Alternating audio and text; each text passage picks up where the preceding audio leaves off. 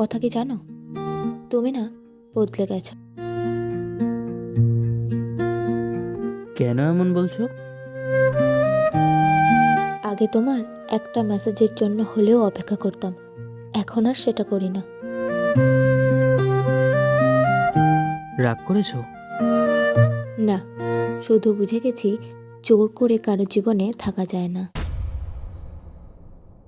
কিন্তু আমি তো যেতে বলিনি। বলার দরকার হয় না, অবহেলাই সব কথা বলে দেয়।